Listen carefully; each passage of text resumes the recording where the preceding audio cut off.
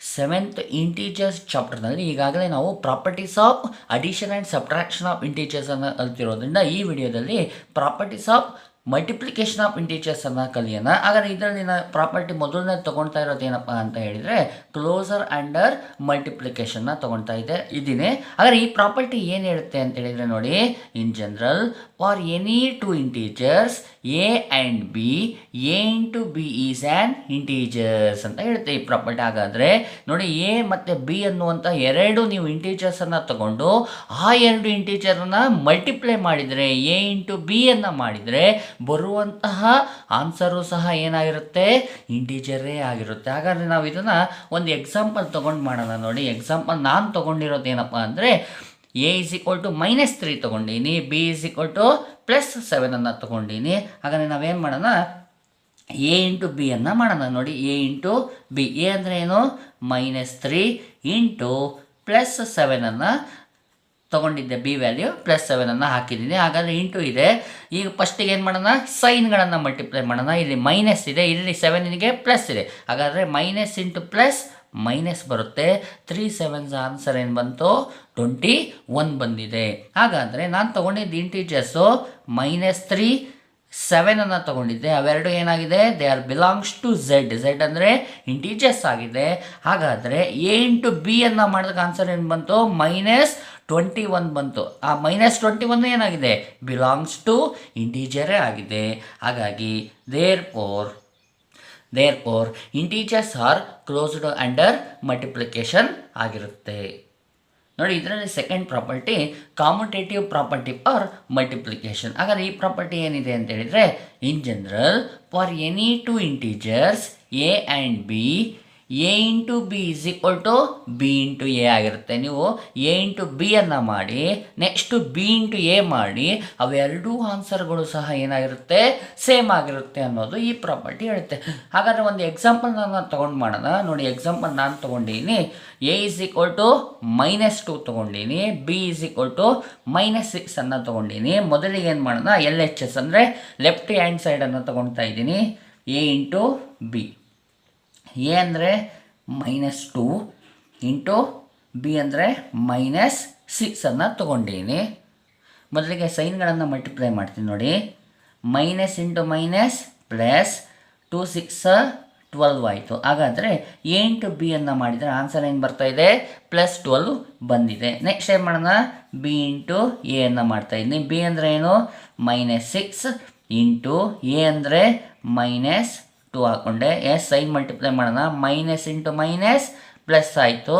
6 2 12 ಆಯಿತು. ಹಾಗಾದರೆ B into A ಅನ್ನು ಮಾಡಿದ್ರು ಆನ್ಸರ್ ಏನು ಬರುತ್ತೆ, +12 ಬರುತ್ತೆ. ಅಂದರೆ -2 ಇಂಟು -6 ಅನ್ನು ಮಾಡಿದರು ಅಥವಾ -6 ಇಂಟು -2 ಅನ್ನು ಮಾಡಿದರು ಆನ್ಸರ್ +12 ಬರ್ತಿರೋದ್ರಿಂದ ಅವೆರಡು ಏನಾಗಿದೆ, ಈಕ್ವಲ್ ಆಗಿದೆ. ಅಂದರೆ A into B is equal to B into A ಆಗಿರುತ್ತೆ. ದೇರ್ಫೋರ್ ನಾವೆಂತ ಹೇಳ್ಬೋದು ಅಂದರೆ multiplication is commutative are integers ಅಂತ ಹೇಳ್ಬೋದು. Third property associative property for multiplication. ಹಾಗಾದರೆ ಈ ಪ್ರಾಪರ್ಟಿ ಏನಿದೆ ಅಂದರೆ, in general for any 3 integers A, B and C.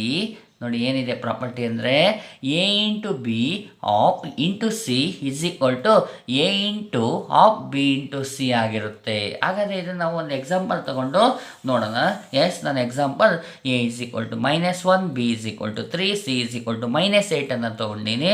ನೋಡಿ, ಈ ಸೈಡಲ್ಲಿ LHS ಅನ್ನು ಬರ್ಕೊಂಡಿನಿ, ಅಂದರೆ ಲೆಫ್ಟ್ ಹ್ಯಾಂಡ್ ಸೈಡು, ಈ ಸೈಡಲ್ಲಿ RHS ರೈಟ್ ಹ್ಯಾಂಡ್ ಸೈಡನ್ನು ಬರ್ಕೊಂಡಿನಿ. ಈಗ ಸಬ್ಸ್ಟಿಟ್ಯೂಷನ್ ಮಾಡಿದರೆ ನನಗೆ ಎರಡು ಈಕ್ವಲ್ ಬರುತ್ತಾ ಅನ್ನೋದನ್ನು ಚೆಕ್ ಮಾಡೋಣ.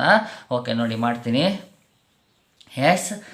ಎ ವ್ಯಾಲ್ಯೂವನ್ನು ಹಾಕ್ತಾಯಿದ್ದೀನಿ, -1 ಇಂಟು ಬಿ ವ್ಯಾಲ್ಯೂ 3 ಸಬ್ಸ್ಟಿಟ್ಯೂಷನ್ ಮಾಡಿದೆ. ಓಕೆ, ಇಂಟು ಸಿ ಅಂದರೆ -8 ಇದೆ. ಸಿಂಪ್ಲಿಫೈ ಮಾಡೋಣ. ನೋಡಿ, ಒಳಗಡೆ ಫಸ್ಟ್ ಬ್ರ್ಯಾಕೆಟ್ ಒಳಗಡೆ ಏನು ಮಾಡೋಣ, ಮೈನಸ್ ಇಂಟು ಪ್ಲಸ್ ಮೈನಸ್ 1 3 3 ಬಂತು ಇಂಟು -8 ಹೊರಗಡೆ ಇದೆ. ಓಕೆ, ನೆಕ್ಸ್ಟ್ ನೋಡಿ, ಮೈನಸ್ ಇಂಟು ಮೈನಸ್ ಪ್ಲಸ್ 3 4 24 ಆಯಿತು. ಹಾಗಾದರೆ A into B of into C ಮಾಡಿದರೆ +24 ಬರ್ತಾ ಇದೆ. ನೆಕ್ಸ್ಟ್ ಇದು ಮಾಡೋಣ. ನೋಡಿ, ಎ ಅಂದರೆ -1 ಇಂಟು ಬ್ರಾಕೆಟ್ ಬಿ ಅಂದರೆ ಎಷ್ಟು 3 ಇಂಟು ಸಿ ಅಂದರೆ -8 ಹಾಕಿದ್ದೀನಿ. Okay, is equal to -1 into plus into minus -8 3 24 ಬಂತು. ನೆಕ್ಸ್ಟ್ ಸ್ಟೆಪ್ಪಲ್ಲಿ ಮೈನಸ್ ಇಂಟು ಮೈನಸ್ ಪ್ಲಸ್ ಆಯಿತು, 24 24 ಬರ್ತಾ ಇದೆ. ಹಾಗಾದರೆ A into of B into C ಮಾಡಿದ್ರು +24 ಬರ್ತಾ ಇದೆ. A into B of into C ಮಾಡಿದ್ರು ಸಹ +24 ಬರ್ತಾ ಇದೆ.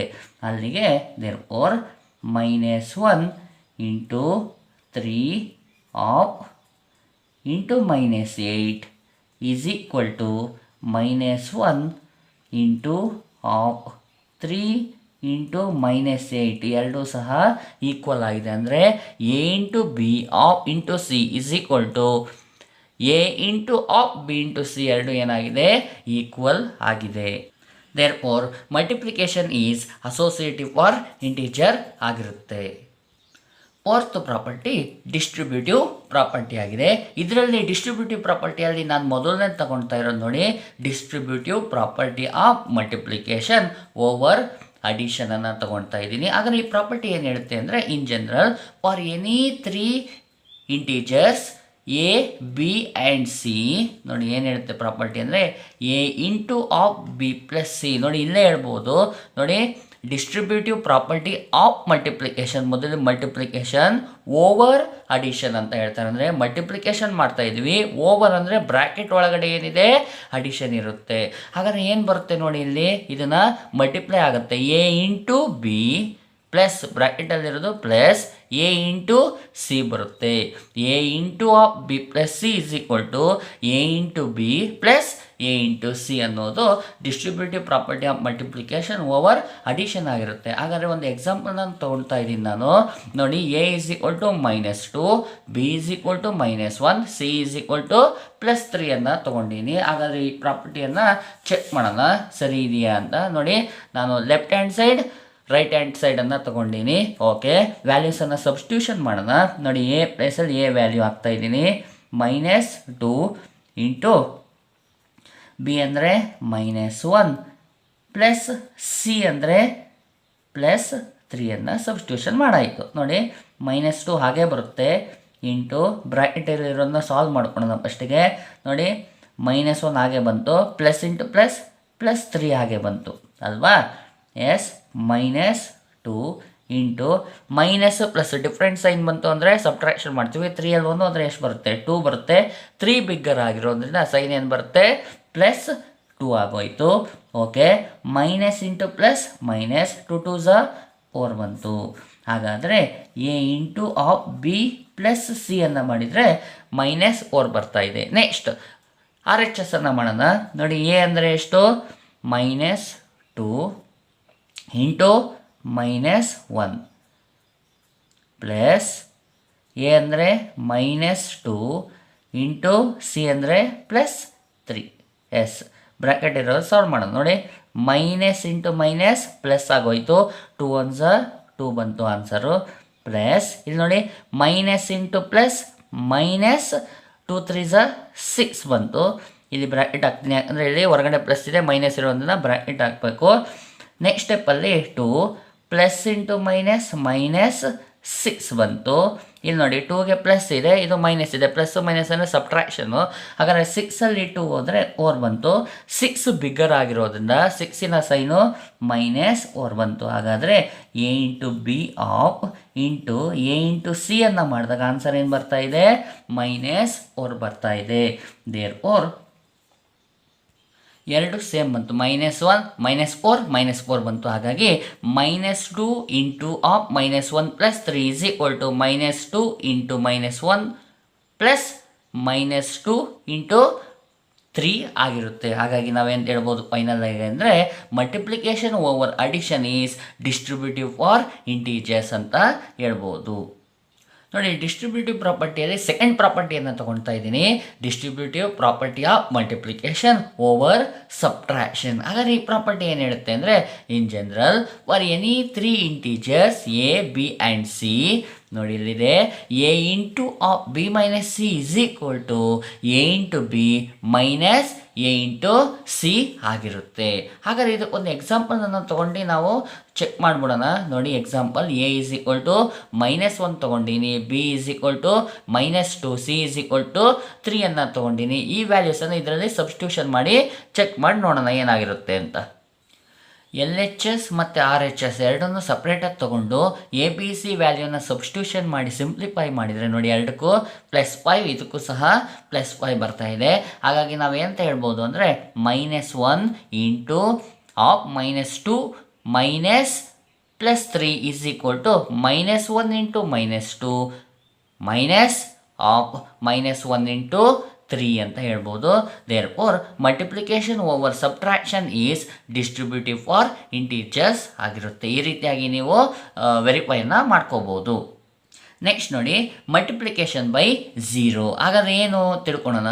ಇನ್ general for any integer A ಅನ್ನುವಂಥ ಇಂಟೀಜರನ್ನು ತಗೊಂಡ್ರೆ ನೋಡಿ A into 0 is equal to 0 into A is equal to 0ನೇ ಆಗಿರುತ್ತೆ. ಅಂದರೆ 0 ಇಂದ ಯಾವುದೇ ನಂಬರಿಗೆ ಮಲ್ಟಿಪ್ಲೈ ಮಾಡಿದ್ರು ಅಥವಾ ಯಾವುದೇ ನಂಬರಿಂದ 0ಗೆ ಮಲ್ಟಿಪ್ಲೈ ಮಾಡಿದ್ರು ನಮಗೆ ಬರೋ ಆನ್ಸರ್ ಏನಾಗಿರುತ್ತೆ 0ನೇ ಆಗಿರುತ್ತೆ. ಇದೊಂದು ಪ್ರಾಪರ್ಟಿಯನ್ನು ನೆನಪಾಗಿ ಇಟ್ಕೊಂಡಿರಿ.